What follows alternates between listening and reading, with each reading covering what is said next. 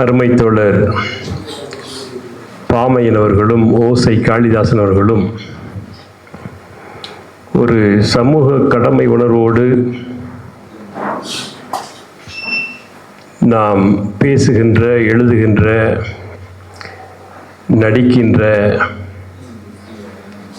செயல்பாடுகள் சமூகத்தில் ஒரு மாற்றத்தை தர வேண்டும் என்பதற்காக, இதை விரிவுபடுத்த வேண்டும் என்பதற்காக இந்த கலந்துரையாடலை ஏற்பாடு செய்திருப்பதற்காக அவர்களை நாம் எவ்வளவு பாராட்டினாலும் தகும். காரணம், இந்த குமுகாய உணர்வு என்பது நம்முடைய நாட்டில் பெருக பெருக நாம் நம்முடைய இலக்கு எது என்று இன்று பேசுகின்றோமோ அந்த இலக்கை எட்டுவது சற்று எளிதாகும். அவ்வகையில் இங்கு இப்படி ஒரு நிகழ்வு நடைபெறுவதற்காக நாங்கள் திட்டமிடுகிறோம் என்று அருமை தோழர் ஓசை காளிதாசன் அவர்கள் சொன்னபோது, அடுத்த நாளே நான் என்னுடைய வானூர்தி பயணச்சீட்டை உறுதி செய்து கொண்டு, ஒருவேளை இதில் மாற்றம் இருந்தால் கூட அதை மாற்றுவதற்கான இழப்பையும் கூட ஏற்றுக்கொள்கின்ற மனநிலையில் இருந்ததால் இன்று உங்கள் முன் நிற்க முடிகின்றது. நான் இங்கு புதிதாக எதுவும் கருத்துக்களை உங்களுக்கு சொல்வதற்காக வரவில்லை. தோழர் பாமையன் அவர்கள் சொல்லப்போனால், அவர் நாம் சொல்கின்ற இந்த இயற்கை சூழல், நம்முடைய மண்ணின் சமூக சூழல், நம்முடைய மண்ணின் பொருளாதார சூழல், இவைகள் இன்று தனித்தனியாக பார்க்கப்படுகின்ற நிலையில் மாறி, இவைகளுக்கு உள்ள ஒற்றுமை என்ன, ஒருங்கிணைப்பு என்ன என்பதை நாம் புரிந்து கொள்ளக்கூடிய அறிவுத்திறன் நமக்கு கிட்டுமானால் அதுவே நம்முடைய இலக்கை எட்டுவதற்கு வழிவகை செய்யும் என்கின்ற வகையிலே அவருடைய எழுதப்பட்ட உரை அல்லது அவருடைய சிந்தனை அமைந்திருந்தது என்பது மகிழ்ச்சிக்குரிய செய்தி. இப்படிப்பட்ட இந்த நிகழ்வுக்கு எனக்கு கார்ல் மார்க்ஸையும் தந்தை பெரியாரையும் பேரறிஞர் அம்பேத்கர் அவர்களையும் கருத்தியல் ரீதியாக புரிந்து கொள்வதற்கு வழிகாட்டிய ஒரு மாபெரும் சிந்தனையாளர் ஐயா SVR அவர்கள் தலைமை தாங்குவது இந்த நிகழ்வை மேலும் பொலிவூட்டுகிறது, வலிவூட்டுகிறது என்று கருதுகின்றேன். காரணம், நாம் இப்போது பெரும்பாலான மக்கள் தந்தை பெரியாரையும் பேரறிஞர் அம்பேத்கரையும் கார்ல் மார்க்ஸையும் பார்க்கின்ற போக்கு என்பது, கார்ல் மார்க்ஸ் என்றால் தொழிலாளர்களுக்காகவும் பொருளாதாரத்தை பற்றி எழுதியவர், பெரியார் என்றால் கடவுள் மறுப்பாளர், சாதி மறுப்பாளர், அம்பேத்கர் என்றால் ஒரு ஒடுக்கப்பட்ட மக்களுக்காக போராடியவர் என்கின்ற ஒரு குறுகிய அளவிலே அவர்களை ஒரு குறியீடாக, ஒரு தலைமைத்துவ கோட்பாடாக பார்க்கின்ற நிலையில் இன்று நாம் இருக்கின்றோம். அந்த அளவுக்கு நம்முடைய சிந்தனையானது மலிந்து விட்டது என்று தான் சொல்ல வேண்டும்.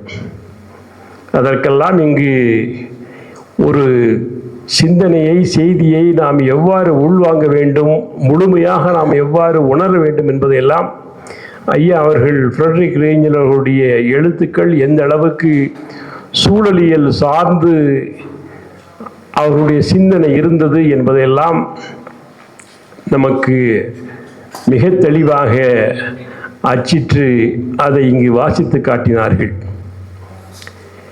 இந்த அமைப்பினுடைய பெயர் தமிழ் பசுமை படைப்பாளிகள் என்று இருப்பதை விட, நாம் தமிழ் பசுமை படைப்பாளிகள் என்று குறுக்குவதை விட பசுமை படைப்பாளிகள் சங்கம் என்று அமைப்பு என்று ஒரு எல்லையற்ற நிலையில் நாம் சிந்திக்கக்கூடிய முறையில் நம்மை வளர்த்து கொள்ள வேண்டும் என்று கருதுகின்றேன். காரணம், இது ஏதோ தமிழ்நாட்டுக்கு மட்டும் உரிய ஒரு சிக்கல் அல்ல, அல்லது இந்த மாநிலத்தை தாண்டி இருக்கின்ற ஒரு சிக்கல் அல்ல. உலகளவிலே இன்று மக்களுடைய சிந்தனை போக்கு எப்படி இருக்கிறது என்று எண்ணுகின்ற பொழுது, இயற்கை உயிரியல் சார்ந்து நாம் எவ்வாறு எண்ணுகிறோம் என்று எண்ணுகின்ற பொழுது, பிற இனங்களுக்கு இல்லாத அல்லது அவர்கள் அறியாத அல்லது அவர்களுக்கு சொல்லித்தராத செய்திகளை எல்லாம் நமக்கு நம்முடைய மொழியானது சொல்லி தந்திருக்கிறது. எனவே நாம் அவர்களை விட சற்று அதிக உரிமை படைத்தவர்கள் என்று நான் எண்ணுகின்றேன். எடுத்துக்காட்டாக நான் சொல்ல வேண்டும் என்றால், ஆங்கிலத்திலே சாண்ட் என்றால் நீங்கள் எல்லாம் என்ன சொல்வீர்கள்? மணல் என்று சொல்வீர்கள் அல்லது மண் என்று சொல்வீர்கள். ஆனால் தமிழிலே மண் என்பது வேறு, மணல் என்பது வேறு. மண் திணிந்த நிலமும் என்கின்ற ஒரு சொல் அல்லது மணல் என்கின்ற ஒரு சொல்லை நாம் எடுத்துக்கொண்டால், மண் கூட்டல் அல், திணிப்பு இல்லாதது, அடர்த்தி இல்லாதது, அது மணல். இன்று மத்திய தரைக்கடல் நாடுகளிலே மணல் ஏராளமாக இருக்கிறது. ஆனால் அங்கு உயிர்கள் இல்லை, தாவரங்கள் வளர்வதில்லை. பஹ்ரைன் நாட்டுக்கு நான் சென்றிருந்த போது அந்த பாலைவனத்திலே ஒரே ஒரு மரம் இருக்கிறது. அந்த ஒரு மரம், அது ஒரு சுற்றுலா தலம். காரணம், அந்த மக்கள் மரத்தை பார்க்க இயலாது என்பதற்காக, அந்த தனி மரத்தை பார்ப்பதற்காக சற்றப்போ ஒரு 70-80 கிலோமீட்டர் பயணம் செய்து அந்த மரத்தை பார்க்கிறார்கள். அந்த மரத்தின் அடியிலே, அதுவும் அடர்த்தியான மரமும் அல்ல, நம்முடைய சீமக்கருவை இருக்கு பாருங்களா, அந்த மாதிரி ஒரு மரம். அது தருகிற நிழல் அது நிழல் என்று சொல்ல முடியாது. ஏதோ ஒரு ஓலை கொட்டைக்கு கீழே நாம் புத்தல் புத்தலாக இருக்கக்கூடிய அந்த நிழலை ஒரு சில மணி நேரம், ஒரு சில மணித்துளிகள் அதை தூய்ப்பதற்காக வேண்டி அவர்கள் சென்று வருகின்ற காட்சியை பார்க்கின்ற பொழுது, அந்த மக்களுடைய ஏக்கம் எவ்வாறு இருக்கிறது என்பதை இங்கிருக்கிற நம்மால் அறிய முடியாது. ஆக நம்முடைய மொழியானது, நம்முடைய மொழியிலே இருக்கிற முதல் இலக்கண நூலாக இருக்கிற தொல்காப்பியத்தை பற்றி அறிமுகம் செய்கின்ற பொழுதே, செந்தமிழ் இயற்கை சிவனிய நிலத்தோடு முந்து நூல் கண்டு முதற்பட தொகுத்தோன் என்று தொல்காப்பியனை பணம்பாரியினார் அறிமுகப்படுத்துகிறார். அது என்ன? செந்தமிழ் நிலத்தோடு சிவனிய இயற்கை, செந்தமிழ் இயற்கை சிவனிய நிலத்தோடு என்று சொல்லுகிறார். ஆக இது ஒரு இலக்கண நூல் என்று சொல்வதற்கு முன்பாக அவன் சொல்லுகின்ற செய்தி, இது இலக்கணம் அல்ல, இது இயற்கை. உலகிலேயே வேறு எந்த இலக்கண நூல்களுக்கும் இல்லாத பெருமை தொல்காப்பியத்துக்கு இருப்பது. எழுத்து சொல் என்பதை தாண்டி பொருள் அதிகாரம் என்று ஒரு அதிகாரம் இருக்கிறது. அது உன்னுடைய வாழ்வியலை சொல்லுகிறது, உன்னுடைய நிலவியலை சொல்லுகிறது, உன்னுடைய சிந்தனையின் வெளிப்பாடாக உன்னுடைய மரபியலை சொல்லுகிறது, உயிர்களை சொல்லுகிறது. எனவே இது ஏதோ ஒரு இலக்கியம் அல்லது இலக்கணம் என்ற வகையில் தள்ளிவிட முடியாது. மாறாக இயற்கை கூறுகளை ஒரு எழுத்து எவ்வாறு உருவாகிறது, ஒலிக்குள் அடங்குகின்ற ஒன்றுதான் எழுத்தாக முடியும், அந்த எழுத்துக்கள் சேர்ந்தால்தான் சொல்லாக முடியும் என்கின்ற பல்வேறு செய்திகள். இப்படிப்பட்ட சூழலிலே நாம் இதை பற்றி அதிகம் சிந்திக்கக்கூடிய ஒரு நிலையில் உரிமை படைத்தவர்கள் என்பது இது மிக மிக முக்கியமானது. அப்படிப்பட்ட அந்த நிகழ்வுக்கு பல்வேறு மாவட்டங்களிலிருந்து இங்கே நீங்கள் பொறியாளர்கள் வந்திருக்கின்றீர்கள், மருத்துவர் வந்திருக்கின்றீர்கள், இதழாளர்கள் இருக்கின்றார்கள், கலைஞர்கள் இருக்கின்றார்கள்.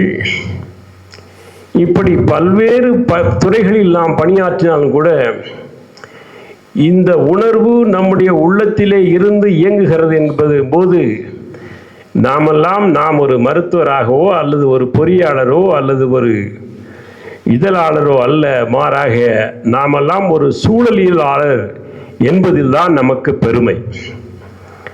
அந்த பெருமையை நாம் இன்று பெற்றிருக்கின்றோம். ஆங்கிலத்தில் ஹைட்ரோ சைக்கிள்னு சொல்லுவாங்க. அதாவது நீரை பற்றி பேசுகின்ற பொழுது வான் முகர்ந்த நீர் மழை பொழியவும் மழை பொழிந்த நீர் கடல் பரப்பவும் ரெண்டே வரிகள் தான். இது பட்டினப்பாலையில் சொல்லப்பட்ட வரிகள். இப்படிப்பட்ட சிந்தனைகளை நம்முடைய மொழியானது தாங்கி இருக்கிறது. நீரானது கடலிலே இருந்து அதாவது வான்வழிக்கு செல்கிறது, வான்வழியிலிருந்து மழையாக பொழிகிறது, மழையாக பொழிந்து அது ஆறாக மாறி திரும்பவும் கடலுக்கு செல்கிறது. இது எல்லா உயிர்களுக்கும் ஒரு சைக்கிள் மாதிரி. ஆக நான் ஏற்கனவே சொன்னது போல நிலத்தை முதலாக நான் எத்தனையோ நாடுகளுக்கு நான் சென்றிருக்கின்றேன். சற்றப்போ ஒரு 40 நாடுகளுக்கு நான் பயணித்திருக்கின்றேன். அமெரிக்கா கண்டமாக இருந்தாலும் சரி, ஆப்பிரிக்கா கண்டமாக இருந்தாலும் சரி, அல்லது ஆசியா கண்டமாக இருந்தாலும் சரி, இப்படி உலகில் இருக்கிற 7 கண்டங்களிலே சற்றப்போ ஒரு 6 கண்டங்களிலே பல்வேறு நாடுகளுக்கு பயணித்திருந்தாலும் அந்த நாடுகளில் சில நாடுகளில் மலையை பார்த்திருக்கின்றேன், சில நாடுகளில் வெறும் மண் தரையை, அதாவது மணல் தரையாக அரபு நாடுகளை பார்த்திருக்கின்றோம். இன்னும் சில நாடுகள் வெறும் சமவெளியாக பூக்களை மட்டுமே பூக்கக்கூடிய நாடுகளாக நெதர்லாந்து, போலந்து போன்ற நாடுகள், வெறும் புல்வெளிகளை மட்டும் இருக்கின்ற நாடுகள், சில நாடுகள் முழுமையாக கடலால் சூழப்பட்ட தீவுகளாக இருக்கின்ற நாடுகள். இப்படியெல்லாம் பார்த்து எந்த நாட்டிலும் நம்முடைய நாட்டில் நம்முடைய இயற்கை சூழலை போல இப்படி ஒரு மேற்கு தொடர்ச்சி மலை, அந்த மலையிலிருந்து பின்பு அது முல்லையாக, மருதமாக, நெய்தலாக மாறுகின்ற காட்சி உலகில் வேறு எந்த நாட்டிலும் இல்லை. இதே நாட்டில் இந்தியாவில் இருக்கக்கூடிய அந்த இமயமலை கூட அது ஒரு பனிமலையாக இருக்கிறதை ஒழிய நம்முடைய மேற்கு தொடர்ச்சியினுடைய மலையினுடைய உயிர் சூழல் அங்கு இல்லை. அப்படிப்பட்ட பகுதியில் வாழ்ந்து கொண்டு நாம் நம்முடைய இயற்கை சூழலை எதிர்த்து போராடுகின்ற ஒரு மனிதர்களாக மாறுகிறோம் என்றால் இதைவிட கொடுமை என்னவாக இருக்க முடியும்? அவனுக்கு ஒருவேளை மண்ணை பற்றியும் அல்லது நிலத்தினுடைய பிரிவுகளை பற்றியும் அதனுடைய தன்மைகளை பற்றியும் அறியாதவன் பல வேலைகளை செய்து கொண்டிருக்கின்றான். ஆனால் அனைத்தையும் உலகுக்கு உன்னுடைய மொழியானது கற்றுக் கொடுத்திருக்கிறது, உன்னுடைய வாழ்வியலானது கற்றுக் கொடுத்திருக்கிறது. திணையியல் கோட்பாடு என்பது உலகில் வேறு எந்த மொழியிலும் எந்த நாட்டிலும் இல்லாத ஒன்று. குறிஞ்சி என்றும் முல்லை என்றும் மருதம் என்றும் நெய்தல் என்றும் இவைகள் என்றும் சாராத ஒன்று பாலை என்றும் சொல்லுகின்ற தன்மை, அல்லது உயிர் சூழலை உயிர் திணையாகவும் மற்றவை அல்லாத திணைகளை அகிரிணையாகவும் பார்க்கின்ற ஒரு பார்வை. இப்படிப்பட்ட சூழலில் வாழ்கின்ற நாம் நம்முடைய அடிப்படை இலக்கியம் எது அல்லது இலக்கணம் எது அல்லது வாழ்வியல் எது என்பதை முதலில் அறிந்து கொண்டால்தான் இந்த குமுகாயத்திற்கு தேவையான செய்திகளை நம்மால் ஒழுங்காக தர முடியும். அதுதான், அதை அறிந்து கொள்ளாதவன் எழுத்தாளன் அல்ல, அதை அறிந்து கொள்ளாதவன் கலைஞன் அல்ல. எனவே இவைகளை நாம் போற்றி பாதுகாக்க வேண்டிய அந்த நிலையில் இருக்கின்றோம். 1916களிலே 16 என்று எண்ணுகின்றேன் என்னுடைய நினைவு, ஜப்பானிலிருந்து ஒரு சில வண்டுகள் அமெரிக்காவை நோக்கி வந்தன. அதை முதலாக அவர்கள் அமெரிக்காவிலே இருக்கிற நியூ ஜெர்சி என்கின்ற மாநிலத்திலே முதலிலே அதை காண்கிறார்கள். இது அமெரிக்க வண்டு அல்ல, இது ஜப்பானில் இருந்த வண்டு. ஒரு பச்சை நிறத்திலே அதிகமாக ஒளியூட்டக்கூடிய தன்மை, இது நம்முடைய செடிகளின் சூழலை அழித்துவிடும், அவைகளை கொன்றுவிடும் என்பதற்காக அதையெல்லாம் ஆய்வு செய்து பின்பு 1950களிலே இந்த வண்டுகளை முழுமையாக அமெரிக்காவிலிருந்து ஒழித்து விட வேண்டும் என்பதற்காக அந்த மாநிலத்திலே சில பகுதிகளிலே, அந்த செடி கொடிகள் இருக்கின்ற பகுதிகளிலே ஆண்டரின் என்கின்ற ஒரு நச்சு மருந்தை, அதாவது செடிகளிலே இருக்கின்ற அந்த வண்டுகளை போக்க வேண்டும் என்பதற்காக அவர்கள் தூவுகிறார்கள். அப்படி தூவுகிற அந்த செயல்பாடு என்பது அவர்களுடைய நோக்கம் அறிந்தோ அறியாமலோ அந்த செடிகளிலே பாதுகாக்கப்பட வேண்டும், அவைகள் இந்த வண்டுகளால் பாதிக்கப்பட்டு விடக்கூடாது என்பது நோக்கமாக இருந்தால் கூட தெரியாதது என்னவென்றால், அப்படி தூவுகின்ற அந்த தெளிக்கின்ற அந்த மருந்தானது ஆன்டிரின் என்பது அது சரியாக ஆய்வுக்கு உட்படுத்தப்பட்டோ அல்லது அதை தெளிப்பதனால் பிற உயிரினங்கள் அல்லது மண் அல்லது காற்று எவ்வாறு மாசுபடும் என்பதை பற்றியெல்லாம் கவலைப்படாமல் அது எளிதாக கிடைக்கக்கூடிய ஒரு விஷம் விடம் என்பதற்காக தூவுகிறார்கள். அதுவும் உலங்கு ஊர்தி ஹெலிகாப்டர் என்று சொல்கிறோம் அல்லவா, அதில் மூலம் தூவுகிறார்கள். அதன் மூலம் அந்த பகுதி காற்று முதலில் நஞ்சாகிறது, அந்த விடம் பட்ட செடிகள் நஞ்சாகிறது, அதற்கு கீழே இருக்கிற நிலம் நஞ்சாகிறது, நிலத்திலே இருக்கிற உயிர்கள் மாய்கின்றன. ஒரு நிலத்தினுடைய உயிர்கள் மாயுமானால் அந்த நிலம் பயனற்ற நிலம். எப்படி மண் வேறு மணல் வேறு என்று சொல்லுகிறோமோ அது ஒரு பயனற்ற நிலமாக, அப்படி அந்த நிலத்திலே சிறிது மழை பெய்கிறது என்றால் அந்த உயிர்கள், செத்த உயிர்கள் அந்த மழை நீரில் கரைந்து அது ஆறாகவோ அல்லது பல்வேறு குட்டைகளாக மாறுகிறது. ஆக நீர் மாசுபடுகிறது. இத்தனை அழிவுகளை ஒரு தெளிப்பின் மூலமாக அமெரிக்கா உட்கொண்டதின் விளைவாக பல்வேறு உயிரினங்கள் அங்கு மாய்க்கப்பட்டன. அந்த பூச்சிகளை உண்ட பறவைகள் மாண்டன, அந்த பறவைகளை உண்ட விலங்குகள் மாண்டன, அந்த விலங்குகளை உண்ட மனிதர்கள் பல்வேறு பாதிப்புக்குள்ளானார்கள். குறிப்பாக அணில்கள் என்று சொல்லுகிறோம் அல்லவா, அந்த அணில்கள் இன்று அந்த மாநிலத்தில் இல்லை. அங்கே வானம்பாடிகள் என்று சொல்லக்கூடிய நம்முடைய பறவைகளுக்கு இணையான அந்த பறவைகள் இன்று அங்கு இல்லை. ஆக இதுதான் இந்த இயற்கை சூழல். அதாவது ஒரு செயல், ஒரு தவறான செயலானது இயற்கை சூழலாக, அதாவது மண்ணோடு உயிர்கள் சேரும் போதுதான் அது பயனுள்ள மண்ணாக இருக்கிறது. அது மண்ணை மட்டும் பாதிக்கவில்லை, உயிர்களையும் பாதிக்கிறது என்பதை நம்மை விட அவர்கள் புரிந்து கொள்ள முடியாது. ஆனால் நம்மால் புரிந்து கொள்ள முடியும். அந்த அளவுக்கு நம்முடைய இலக்கியங்கள் நமக்கு பல செய்திகளை சொல்லி சென்றிருக்கின்றன.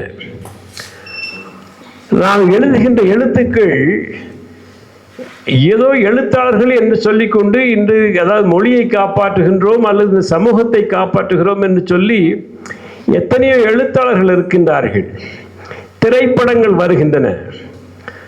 ஆனால் இவர்களெல்லாம் பெரும்பாலான மக்கள் இன்று நாம் யாரை போற்றுகிறோம் என்றால் மனிதநேய சிந்தனை உள்ளவர்களை நாம் மதிக்க வேண்டும் என்று சொல்கிறோம்.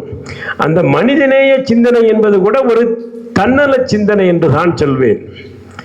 இந்த உலகமானது உயிர்களுக்கு சொந்தமானது. அந்த உயிர்களில் நமக்கு இருக்கிறதா என்று எண்ணுகின்ற பொழுது அதற்கு பிறகுதான் அது அரசாங்கம் அல்லது நிர்வாகம் என்றெல்லாம் வருகின்ற பொழுது அவர்களை வழிநடத்த வேண்டிய அல்லது முறைப்படுத்தப்பட வேண்டிய கடமை நமக்கு இருக்கிறது என்பதற்காக தொடங்கப்பட்டிருக்கிற ஒரு அமைப்பு தான் இந்த அமைப்பு என்றால் சரியாக இருக்கும் என்று நம்புகின்றேன்.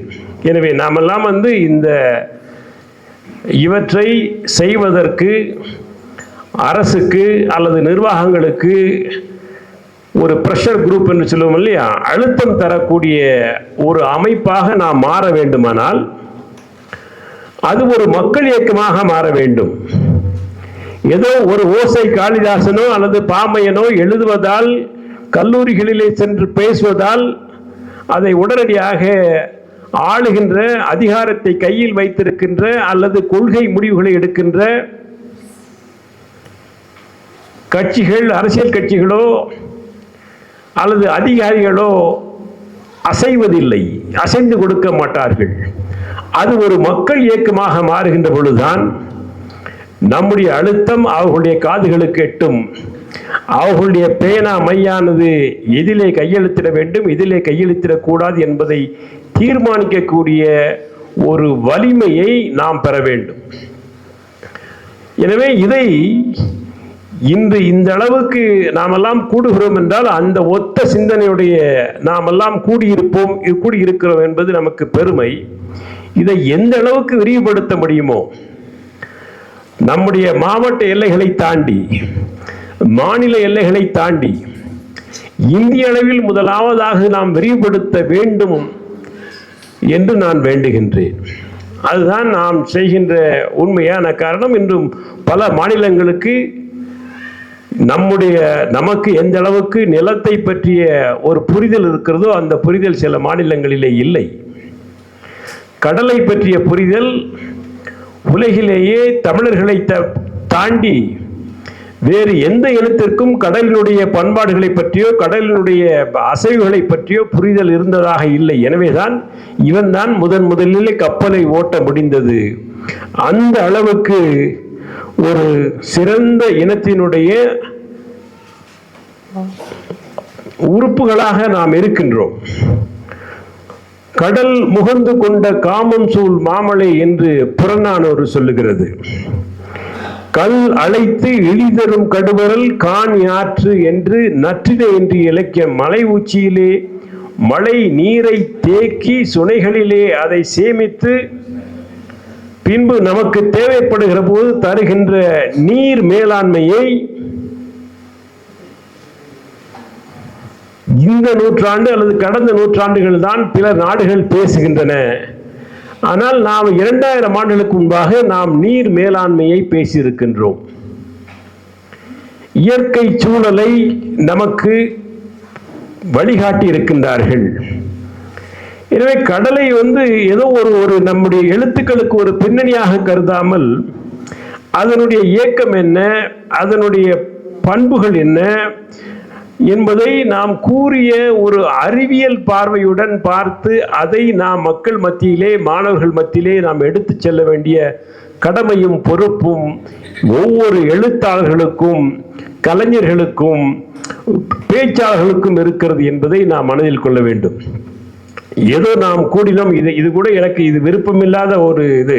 கலந்துரையாடல் என்பது நாம் அனைவரும் கலந்து ஒரு கருத்தியலை பற்றிய தங்களுடைய கருத்துக்களை பகிர்ந்து கொள்வதாக இருக்கணும்லே. இது ஒரு என்ன சொல்றது, ஒரு கூட்டம் போல ஒருவர் பேசுவதும் நீங்கள் கேட்பதுமாக இது தொடக்க விழா என்பதற்காக அதை நான் ஏற்றுக்கொண்டாலும் கூட நம்முடைய பணி இதை தாண்டியதாக இருக்க வேண்டும் என்று நான் கருதுகின்றேன்.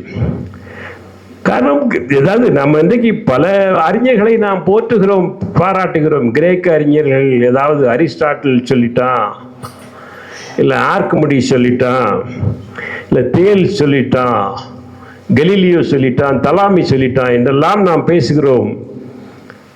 அதை விட அதிகமான செயல்களை நமக்கு தந்திருக்கின்ற நம்முடைய மொழியும் இலக்கியமும் நாம் சரியாக உள்வாங்கினாலே நாம் ஒரு இயற்கையை பாதுகாக்கின்ற ஒரு உயிரினமாக மாறுவோம். அதற்கு இந்த அமைப்பானது ஒரு தொடக்க புள்ளி. எனவே இந்த இணைப்பானது ஒரு சங்கிலியாக தொடர வேண்டும். அந்த சங்கிலி இந்தியா முழுமையும் உலகம் முழுவதும் பரவக்கூடிய நிலைக்கு நாம் நம்மை செயல்படுத்த உறுதியெடுப்போம் என்கின்ற என்னுடைய இந்த வேண்டுகோளை மற்றும் உங்களுக்கு சொல்லி, இதை இங்கு கருத்துரையாக நான் பேச வேண்டும் என்று வரவில்லை. காரணம், இந்த நிகழ்ச்சி இருப்பதே எனக்கு நேற்று இரவுதான் இப்படி ஒரு நிகழ்ச்சி வடிவமாக எனக்கு கிட்டியது. எனவே உங்களிடமிருந்து நான் கற்றுக்கொள்ளவும் பெற்றுக்கொள்ளவும் தான் வந்திருக்கின்றேன். அதை இந்த அடுத்த 2 நாட்களில் நாம் சரியாக செய்ய முடியும் என்கின்ற கருத்தை சொல்லி விடைபெறுகிறேன். நன்றி, வணக்கம்.